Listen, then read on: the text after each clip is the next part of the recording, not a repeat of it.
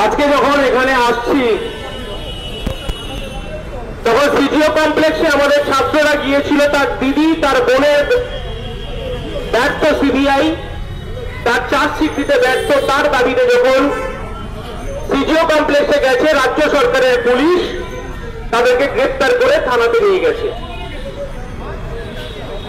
রাজ্য সরকারের পুলিশ যদি মনে করে থাকে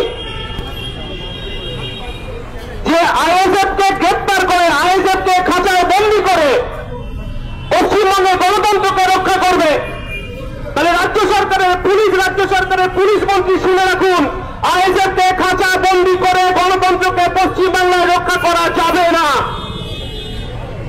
আজকে আমাদের পার্টির প্রতিনিধি সিবিআই দপ্তরে আমরা গেছি, সেন্ট্রাল গভর্নমেন্টের একটা এজেন্সি। যখন আমরা দেখলাম যে আরজি করে আমাদের ঘরের মেয়ে, আমাদের প্রতিবেশী, আমাদের বোন সরকারি দপ্তরে সরকারি কর্মরত অবস্থায় তাকে যখন ধর্ষণ করে খুন করলো আমাদের রাজ্যের পুলিশ মন্ত্রী ব্যর্থ হলেন, যখন সারা পশ্চিমবঙ্গ, সারা ভারতবর্ষ, সারা পৃথিবীর থেকে খবর আসছে যে আজকে রাজ্যের মানুষ, দেশের মানুষ, পৃথিবীর গণতন্ত্রপ্রিয় শান্তিপ্রিয় মানুষ তারা যখন রাস্তায় নেমে প্রতিবাদ করছে, তারা যখন তিলোত্তমার খুনের বিচার চাইছে, ধর্ষণের বিচার চাইছে, রাতের পর রাত জেগে আমরা বিচার চেয়েছি, তখন দেখলাম এই ব্যর্থ পুলিশ মন্ত্রী, মুখ্যমন্ত্রী হসপিটালের যেখানে খুন হয়েছে পিডব্লিউডি কে দিয়ে সেখানে তথ্য প্রমাণ লোপাট করার জন্য সেখানে ভাঙচুর শুরু করলেন। পশ্চিমবঙ্গের মানুষ দেখেছেন, পশ্চিমবঙ্গের মানুষ বুঝেছেন যে রাষ্ট্রের মদতে পুলিশ মন্ত্রী, পুলিশ দপ্তরের মদতে এবং পুলিশের ব্যর্থতাতে সেদিনকে আমাদের বোনকে প্রাণ দিতে হয়েছিল ডিউটিরত অবস্থায়। একজন মেয়ে, শুধু মেয়ে নয়, একজন ডাক্তার। যারা আমরা ভারতবর্ষের মানুষ, পৃথিবীর মানুষ, একজন ডাক্তারকে অপরাধের আল্লাহর সঙ্গে তুলনা করি আমরা, কেউ আল্লাহর সঙ্গে তুলনা করে, কেউ ভগবানের সঙ্গে তুলনা করেন, কারণ একজন ডাক্তার প্রাণ বাঁচায়।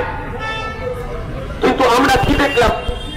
আমরা দেখলাম যে সেখানে রাষ্ট্রের মদতে রাষ্ট্রীয় সংস্থা হসপিটালে একটা মেয়েকে খুন হতে হলো। শুধু খুন নয়, নারকীয় ভাবে হত্যা করা হলো তাকে। কিন্তু আমরা দেখলাম রাঘব বোয়ালরা ছাড়া পেয়ে গেল, তাদেরকে আড়াল করার চেষ্টা করা হলো।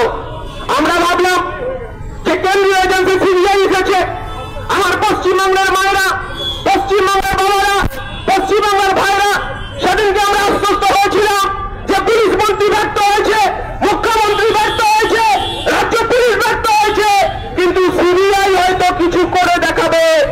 কিন্তু আমরা বুঝে উঠতে পারিনি যে আমরা এর আগেই বলেছিলাম মমতা বন্দ্যোপাধ্যায় আরএসএস এর নির্দেশে তিনি পরিচালিত হন, তিনি দিল্লি সরকার, বিজেপি সরকার চলছে, সেই সরকারকে আড়াল করার জন্য তিনি বারে বারে তাদেরকে সহযোগিতা করেছেন। তিনি সিবিআই এর হাত থেকে বাঁচানোর জন্য, ইডির হাত থেকে রাজীব কুমারকে বাঁচানোর জন্য ঘন্টার পর ঘন্টা ধর্ণা দিতে পারে, রাজীব কুমারকে আড়াল করার চেষ্টা করতে পারে। কিন্তু যখন আমার ঘরের বোন, যখন ধর্ষণ হয়, যখন খুন হয়, তখন মুখ্যমন্ত্রীকে দেখা যায় না ধর্ণায় বসতে। আমাদের সিবিআই এর উপর আস্থা ছিল, সিবিআই এর উপর আমাদের ভরসা ছিল, কিন্তু আমরা কি দেখলাম? কার অঙ্গুলি হলো রে? আমরা দেখলাম আমাদের ভারতবর্ষের স্বরাষ্ট্রমন্ত্রী, গৃহমন্ত্রী, আমরা দেখলাম যে তিনি পশ্চিমবঙ্গ সফরে এসেছেন, কিন্তু নির্যাতিতার পরিবারের সঙ্গে তিনি দেখা করলেন না, তার বক্তৃতায় উঠে এলো না আরজি করের ঘটনার কথা। সেদিনকে আমরাই বুঝে গেছি যে মমতা বন্দ্যোপাধ্যায়ের সঙ্গে আর দিল্লি সিবিআই এবং বিজেপি সরকারের সঙ্গে আর একবার সভা পরামর্শ হয়ে গেছে সন্দীপ ঘোষ ছাড়া পাওয়ার মধ্য দিয়ে। সিবিআই চার্জশিট দিতে পারলো না। আমরা বলছি আন্দোলন শেষ হয়ে যায়নি, আইএসএফ রাস্তায় নেমেছে। একদিকে আমাদের স্টুডেন্ট ফ্রন্টের ছেলেরা, স্টুডেন্ট ফ্রন্টের মেয়েরা আমাদের শর্ট লেগে তারা সিজিও কমপ্লেক্সে গেছে। সিজিও কমপ্লেক্সে ঢোকার আগেই, আমাদের ছাত্রদের বক্তব্য শোনার আগেই তাদেরকে রাজ্য সরকারের পুলিশ তাদেরকে গ্রেপ্তার করেছে। আমরা বলছি গ্রেপ্তার করুন, আইএসএফ কে যত মারবেন, যত পেটাবেন, যত গ্রেপ্তার করবেন, আইএসএফ তত মারবেন। কারণ 21শে জানুয়ারি আপনি বুঝে গেছেন নওশাদ সিদ্দিকী সহ আমাদেরকে গ্রেপ্তার করে এই রাজ্যের পুলিশ মন্ত্রী, এই রাজ্যের ব্যর্থ পুলিশ মন্ত্রী বুঝে গেছিলেন যে নওশাদকে 42 দিন আটকে পশ্চিমবঙ্গের অবস্থা কোথায় গিয়ে পৌঁছেছিল, আমাদেরকে ছাড়তে বাধ্য হয়েছিল।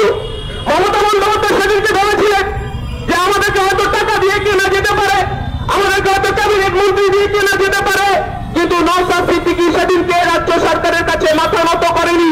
সেদিন গরিব খেটে খাওয়া শ্রমজীবী আদিবাসী দলিত মানুষের অধিকার রক্ষার লড়াইয়ে সেদিন আমরা 21শে জানুয়ারি আমরা ধর্মতলায় উপস্থিত হয়েছিলাম। আবার একটা 21শে জানুয়ারি আমরা ধর্মতলায় উপস্থিত হব। 21শে জানুয়ারি সেদিন কলকাতা উত্তাল হবে, সারা পশ্চিমবাংলা উত্তাল হবে। আমার গরিব খেটে খাওয়া শ্রমজীবী ঘরে আমার বোন তিলোত্তমার বিচারের দাবিতে কলকাতা রাজপথ 21শে জানুয়ারি উত্তাল হবে। মমতা বন্দ্যোপাধ্যায়ের কত খাঁটি পুলিশ আছে, সাদা পুলিশ আছে, সেদিনকেও একবার মুখোমুখি আমাদের সঙ্গে দেখা হবে। আমরা বলতে চাইছি আমাদেরকে আটকানো যাবে না, আমাদেরকে ভয়ভীতি দেখানো যাবে না। আজকে পুলিশ মন্ত্রী আজকে এই ছোট্ট বিক্ষোভ সমাবেশ থেকে মুখ্যমন্ত্রী তথা পুলিশ মন্ত্রীকে বলতে চাই, আমরা জানি আজকে যারা যারা এখানে বিক্ষোভ দেখাতে এসেছেন, লোকাল থানায় খবর চলে গেছে কোথা থেকে আইএসএফ এর কর্মীরা, কোথা থেকে সাধারণ মানুষ সিজিও কমপ্লেক্সে তারা এসেছে, রাতের অন্ধকারে হয়তো তাদের দরজায় আবার টোকা মারবে রাজ্য সরকারের পুলিশ। আমরা বলতে চাইছি সিবিআই চার্জশিট দিতে পারলো না, আমরা বলতে এসেছি সাপ্লিমেন্টারি চার্জশিটের মধ্য দিয়ে দোষীদেরকে দোষী সাব্যস্ত করতে হবে, না হলে আমরা ইন্ডিয়ান সেকুলার ফ্রন্ট সিদ্ধান্ত নিয়েছি সুপ্রিম কোর্টে সিবিআই এর মুখোমুখি আমাদেরকে হতে হবে। আমরা ইন্ডিয়ান সেকুলার ফ্রন্ট সুপ্রিম কোর্টে যাচ্ছি, আবার সুপ্রিম কোর্টে আবার গিয়ে আমরা পিটিশন দাখিল করছি যে ব্যর্থ সিবিআই চার্জশিট দিতে পারলো না। ভারতবর্ষের আমার মায়েরা, ভারতবর্ষের বাবারা, ভারতবর্ষের আজকে শিক্ষার্থী পরিবার আশায় বুক বেঁধেছিল যে তাদের ছেলে মেয়েরা ডাক্তারি পড়তে সারা ভারতবর্ষ সারা পৃথিবীতে গেছে, ইঞ্জিনিয়ারিং পড়তে গেছে, স্কুল কলেজে তাদের অধ্যাপনা করার জন্য, উচ্চ শিক্ষা লাভের জন্য আমার ঘরের মায়েরা, আমার ঘরের বোনেরা তারা পড়তে গেছে। তাদের নিরাপত্তা কোথায়? ভারত সরকার নিরাপত্তা দিতে ব্যর্থ, সিবিআই দোষীদের দোষী সাব্যস্ত করতে ব্যর্থ হলো। আমরা বলতে চাইছি আজকে ছোট্ট আজকে বিক্ষোভ সমাবেশ খুব অল্প সময়ের মধ্যে আমরা বলছি এটাই আমাদের শেষ নয়। পাড়ায় পাড়ায় গিয়ে আমাদের আবার রাত জাগতে হবে, আমার এই রাজ্য সরকারের বিরুদ্ধে, এবং সিবিআই যাতে পূর্ণাঙ্গ তদন্ত করে দোষীদের দোষী সাব্যস্ত করতে পারে।